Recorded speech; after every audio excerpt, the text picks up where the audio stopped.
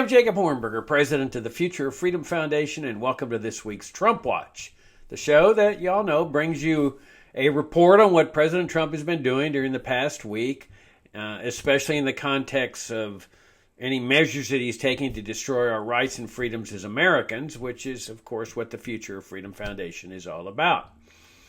So let's begin with Trump's on-again, off-again tariffs and trade wars against the rest of the world. As y'all recall, he decided to suspend those massive tariffs that he imposed on, 70 or more countries, including China. And so he suspended those for the 70 countries, but not against China. But now something's happened with China. They reached some kind of a deal to lower the tariffs while they're apparently still negotiating. But apparently Trump got exasperated with the EU because he apparently felt that they weren't negotiating in good faith, or they weren't giving him what he wanted in the trade negotiations. And so he immediately announced that these tariffs are going to go back on in early June. Well, this caused the EU representatives to say, well, just settle down. We can still reach a deal. We got to just keep talking. And so Trump settled down and said, okay, well, I'll extend the deadline for the tariffs till July. So they're they're continuing to negotiate, trying to reach a deal. And, this is all such nonsense. I mean, just pure nonsense. Because the ideal is simply free trade. I mean, in every trade, everybody benefits, especially those that are engaged in the trade.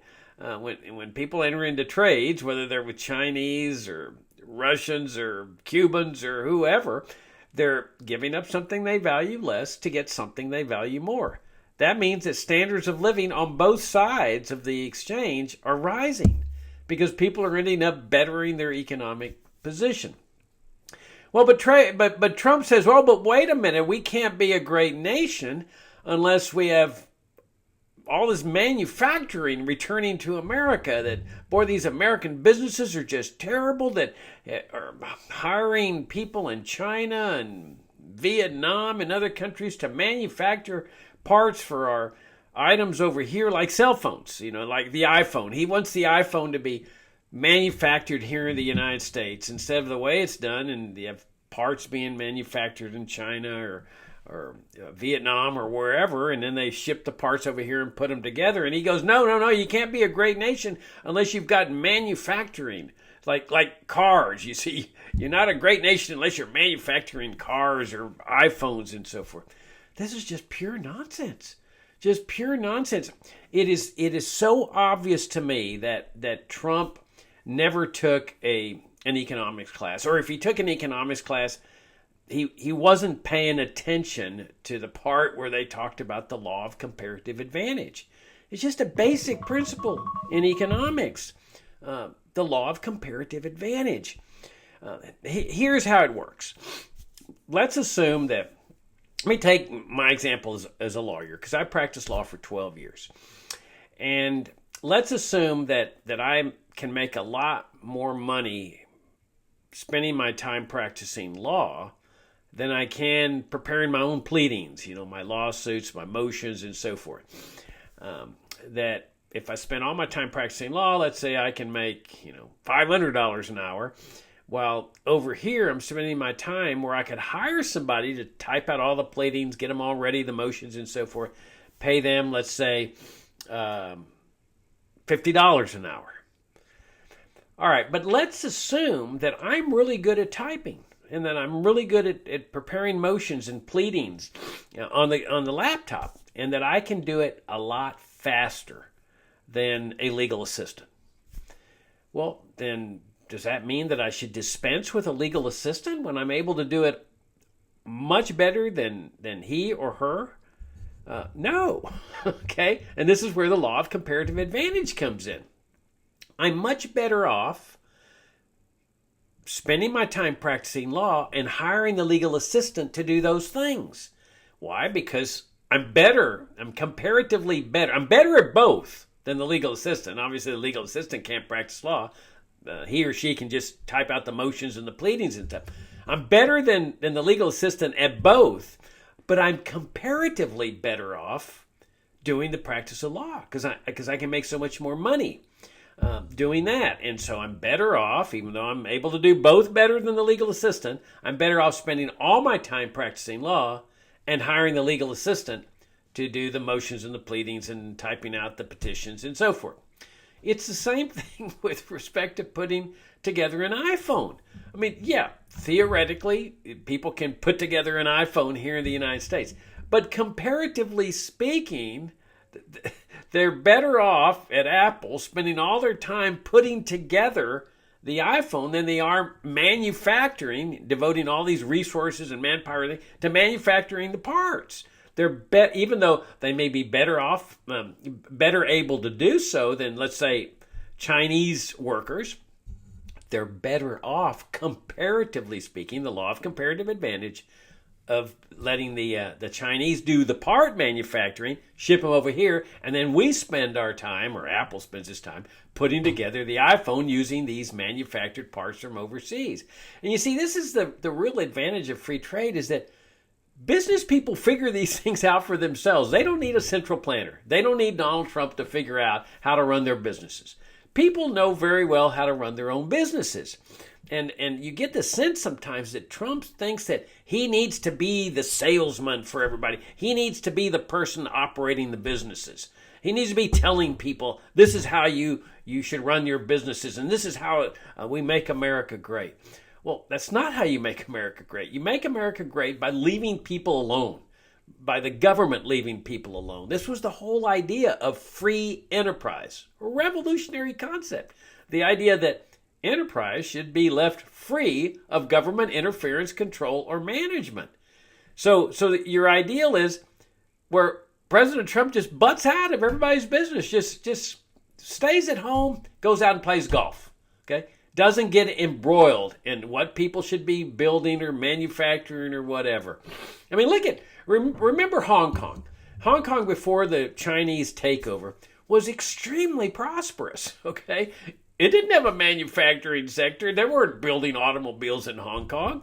So why was Hong Kong so beneficial? Well, as Milton Friedman pointed out in that fantastic series of films or videos that he did back in the I think it was the 70s or early 80s, called Free to Choose, that you had just this economic liberty in Hong Kong. There were virtually no economic regulations. The government wasn't butting in. Businesses were free to run their affairs the way they wanted. And this is what free enterprise really means.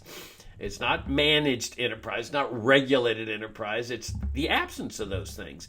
And it's that process, that system, that free system, that ends up producing massive amounts of prosperity. So the ideal is just leave business alone, President Trump. I know that's difficult for you, but that's your ideal. You want to make America great, butt out, okay? Now, not knowing the law of comparative advantage, though, is not as bad as his is it the Secretary of Homeland Security? I forget who she is. Kristi Noem. She holds some big position there, but I mean, this was embarrassing. She didn't even know what habeas corpus is. Now, it's pretty bad not to know the law of comparative advantage when you're the President of the United States, but not to know what habeas corpus is. So they asked her, what is your understanding of habeas corpus? And she says, oh, that's when the president has the power to deport people. Oh my gosh. Habeas corpus, it stretches all the way back to Magna Carta. It is the linchpin of a free society. That's what legal commentators have said throughout the ages. It developed in resistance to the tyranny of people's own government, the British people, against their own government, because their government was jailing people and torturing people and executing people. Their own government was doing these things. I mean, we often think that, oh no, communist regimes would do those things. No, the British government was doing these kind of things, and the British people resisted violently sometimes. And in that process of resistance over the ages, they brought into existence habeas corpus. And it's a way to get people released from jail, released from torture, released from the prospect of execution without due process of law. And it, like I say, legal scholars have long said it's the linchpin of a free society. You can't have a free society without habeas corpus.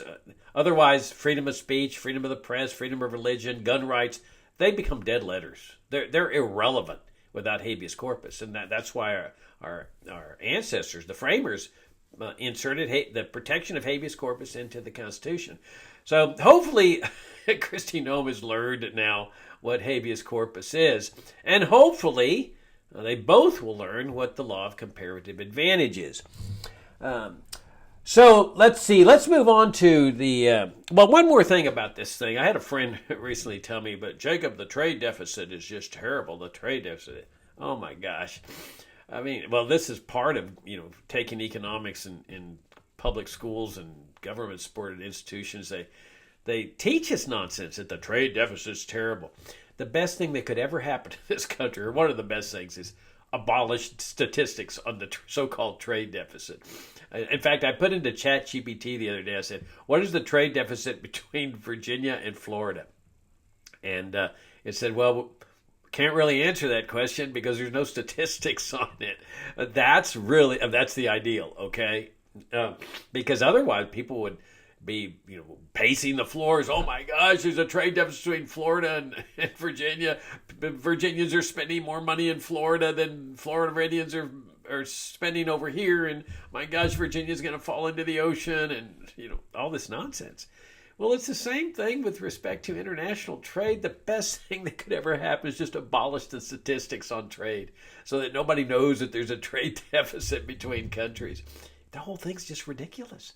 It's ridiculous. Okay, so let's say that the Chinese spend. Let me see. The Chinese spend $1 trillion buying American goods, and Americans spend $2 trillion buying Chinese goods. Okay, so there's $1 trillion trade deficit. Who cares? And now people say, "Oh, Jacob, oh my gosh, the Chinese will now have $1 trillion of American money over there. That's the trade deficit." Okay, and so what? Who cares? Well, what are they going to do with it? Well, exactly. What are they going to do with it? Well, we should force them to buy American goods so that there's a balance in the trade deficit. Why? Who cares? Any more than people should care about the trade deficit between Virginia and Florida. Okay, so let's say they spend the $1 trillion on buying goods from European countries. Okay, so the whole $1 trillion ends up over there. So somebody says, "Oh, but Jacob, they're not buying American." Who cares? Okay, now the $1 trillion is sitting in Europe. Okay, what's going to happen there? Well, let's say the Europeans spend the $1 trillion on goods from Africa.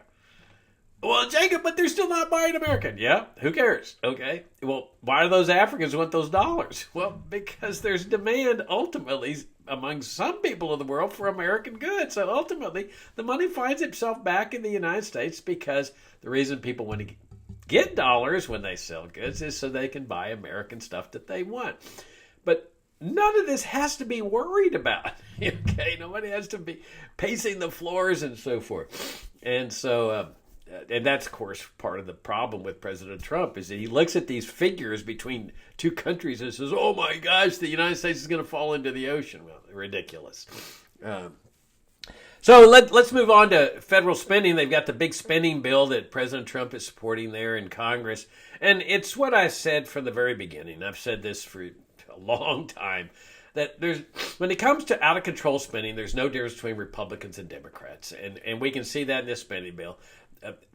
Now, there's your deficit really matters, the fiscal deficit, because what they're doing is they're spending many more trillions of dollars than they are bringing in taxes. And this is on, of course, the welfare state, the warfare state, the foreign aid, including to Ukraine and Israel and all of the other countries, the war on drugs, the national security establishment, Pentagon, CIA, NSA, FBI, the foreign military bases, the domestic military bases, The war on immigrants. I mean, they're spending money out the gazoo on these deportations, expanding the border patrol, expanding the militarization of the border. I mean, these things don't come cheap. And I kept saying it doesn't make any difference about Doge and Elon Musk and all this, downsizing the Department of Education and USAID. If you're spending more in other areas that make up for those monies that you're saving. And that's exactly what's happening. It's out of control spending. If Trump really were serious about balancing the budget, he has the opportunity to do that on the debt ceiling debate. All he's got to do is say, there's a debt ceiling. It's been enacted by Congress. I'm not going to agree to an increase of the debt ceiling. And therefore, immediately, the government's got to live within its means. No more borrowing. And that means the radical downsizing of government programs. But he's not doing that. He wants to abolish the debt ceiling so that the debt can keep going up. $36 trillion now and climbing. And you see the bond market getting a bit shaky, long-term bond market, which is one of the factors that I think scared Trump into extending his tariff war against the rest of the world. Is that advisors were saying, this is precarious stuff. This is not supposed to happen.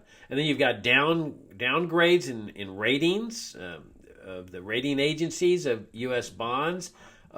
Phenomenal thing. I mean, many years ago, the mainstream commentators, when that happened, were saying, oh, it's because of the debt ceiling debate. And I kept saying, no, it's not. It's because of the massive amount of debt. That's what's causing it. And we can see now that they were wrong when they said that the debt ceiling debate had caused that downgrading in rating, because we don't have a debt ceiling debate right now, and the rating agencies, I think it was Moody's came out with a downgrade in the ratings of U.S. bonds. What they're really saying is there is the possibility of default here because the thing's getting so large, and we've seen in the past few years there's cracks in the banking industry. In other words, is I've long maintained the problem isn't Donald Trump. And I don't want anybody to think that, oh, shoot, I'm picking on Trump because the problem is not Trump. I've long maintained that the problem's not Trump any more than the problem is Biden. The problem is the systems that the American people in the 20th century brought into existence and that remain in existence, that 21st century Americans steadfastly keep in existence. You've got the welfare state, okay, led by Social Security and Medicare. These are the crown jewels of American socialism. Two massive welfare programs. You got the income tax enforced by the IRS. You got the national security state, Pentagon, CIA, NSA, foreign military bases, vast military industrial complex. In fact, Trump wants to give them now, I think, more than $1 trillion. Okay, and then you've got the massive war on drugs, which is perpetual now. I mean, as we can see, the war never gets won. They were busting drug lords and drug cartels back in the 70s when I was first starting practicing law on the border. I mean, I handled drug cases, and they're still doing the same thing 50 years later. And they will do it 50 years from now. So the drug war is a permanent feature in American life. And then you've got the whole war on immigrants, the whole police state, and so forth. These are systems that have failed. They didn't produce what Lyndon Johnson called the Great Society. They're inherently defective.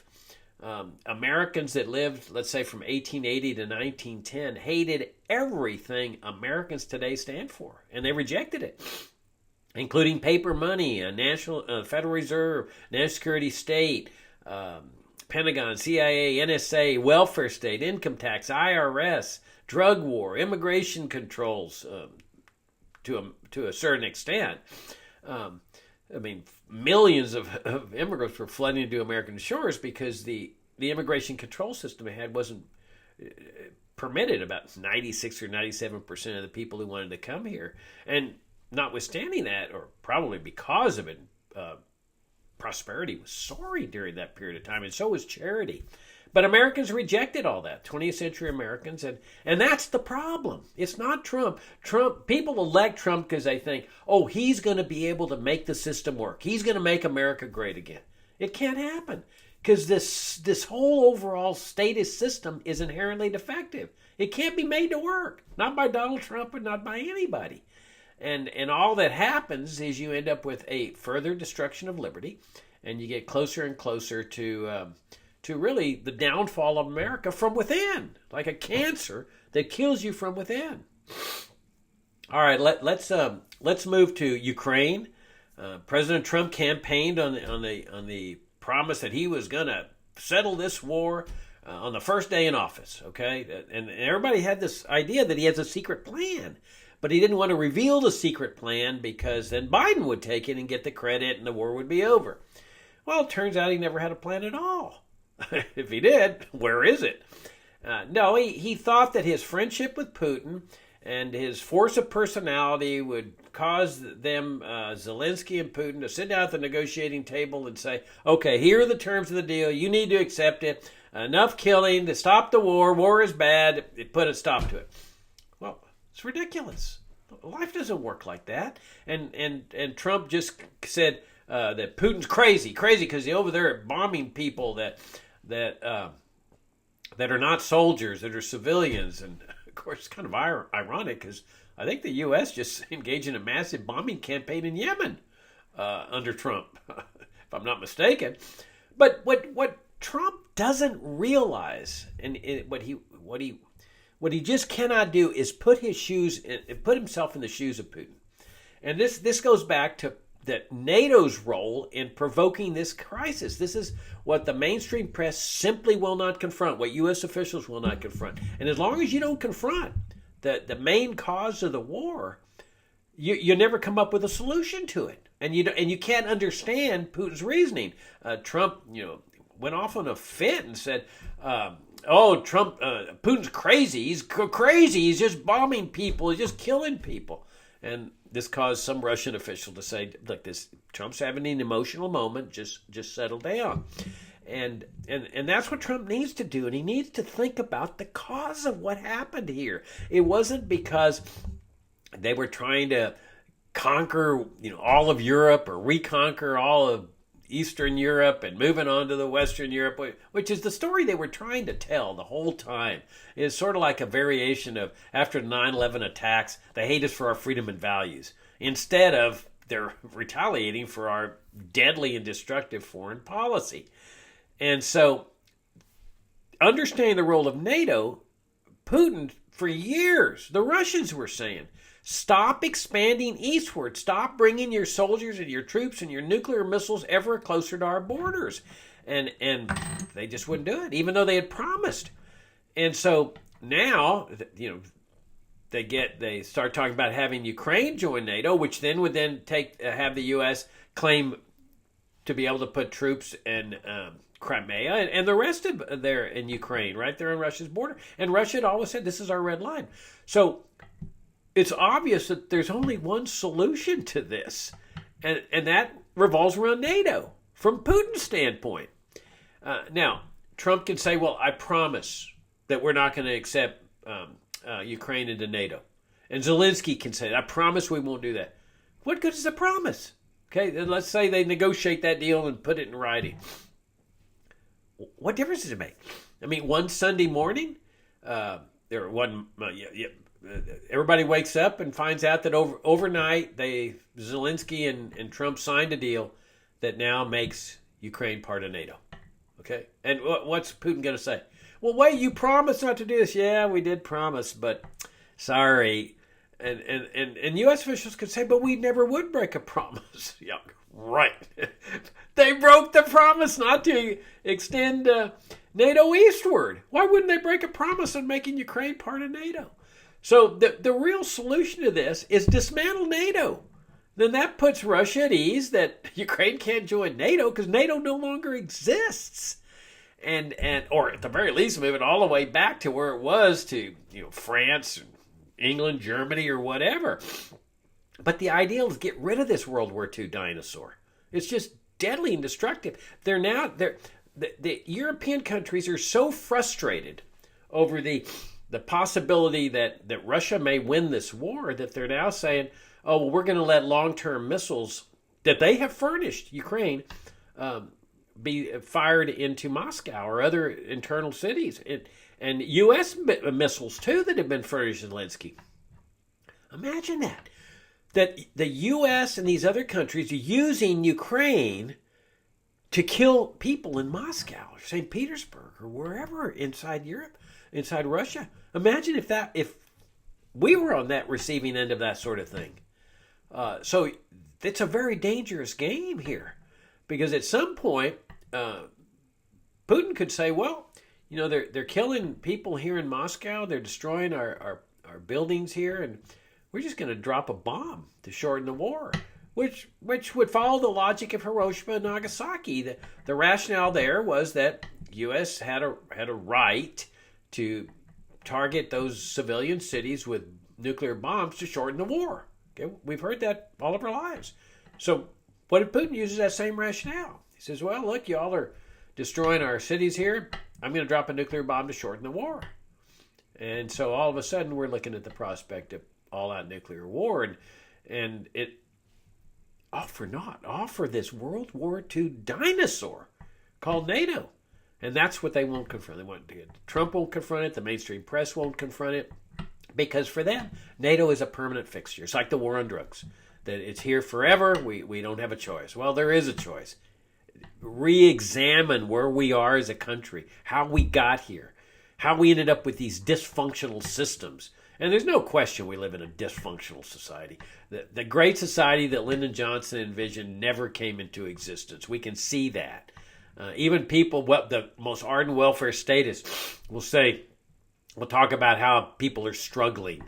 And we all know all the young people that are committing suicide. We see the mass irrational killings in American society, out of control debt, seniors waging war against children, seizing as much of their income as possible to fund their retirement with Social Security and Medicare with the use of the IRS, and convincing themselves that they're just getting their money back.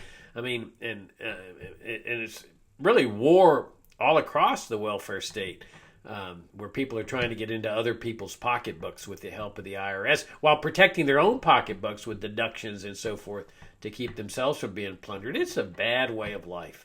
Our American ancestors, especially in that period from 1880 to 1910, not perfect. They had the Spanish-American War. They had Jim Crow coming into existence. They had bad things coming into existence. But the overall philosophy of no paper money, no income tax, no IRS, no welfare state, no warfare state, no foreign wars except that dumb Spanish-American War, that gives us a model to build on. Those people, those Americans, were heroic. They showed the trajectory of what a society of freedom and peace and prosperity can be like. Wasn't perfect, like I say. But if you get rid of the imperfections, man, you're talking about a trajectory of massive increases in standards of living, prosperity, and harmony with the people of the world. All right, let's see. Anything else I want to talk about this week? I think that might be... let's finish up with Trump's military parade. This is incredible. This is what they were doing in the Soviet Union. Having military parades where it's a militarized nation that does that, and we're becoming a militarized nation. I said it for many, many years at that police state along the border, which has become militarized now, but on both sides, at the urging of the U.S., that Mexico has now sent troops to the border. That the American side has sent troops to the border, and I've said that police state will inevitably expand nationwide, and it has. Nobody can question that with all these, visa things with students and colleges and First Amendment violations and due process violations. The police state is expanding nationwide now, the immigration police state. And ultimately, the enforcer of all this is the military. This is why Trump keeps talking about an invasion of illegal immigrants, which is ridiculous. An invasion is what they did to Iraq with bombs and missiles, and these immigrants come in with their babies in their arms, not a AR-15 or an M16 or bombs and grenades and stuff like that. But the invasion rationale then enables him to say, we need to suspend habeas corpus, which I mentioned earlier is the linchpin of a free society. Well, guess who then enforces the incarceration of people for criticizing Israel or criticizing Trump or criticizing the government. That's the military. This is the whole idea of putting $1 trillion into the military, fortifying them and fortifying their loyalty and their allegiance to Trump, and replacing recalcitrant generals with loyal generals and so forth. Very precarious situation. And so now Trump is exalting all this militarism with this parade, just like the Soviet Union did, just like Putin did. We're copying Putin with this military parade. And guess how much it's costing? It's estimated to cost $45 million. Well, we know it's going to be more than that. $45 million. Wait a minute, we got a deficit of $36 trillion. A debt, I mean. And you've got a deficit that's adding, $2 or $3 trillion onto that. And they're going to spend $45 million to exalt the military? Yes, they are. Because the military is key to establishing this militarized society, this police state, that is supposedly going to make America great again. Well, it's not going to make America great again. And this is where Americans need to do some real serious soul searching. What do you want for our country? You want this same trajectory? Militarized society, no habeas corpus, no due process of law, no freedom of speech? Or do you want to put this country back on the right trajectory? The trajectory of freedom, individual freedom, free markets, free enterprise, prosperity, charity, and harmony with the people of the world. I'm Jacob Hornberger. This is Trump Watch. Thank you for tuning in, and I'll see you all next week.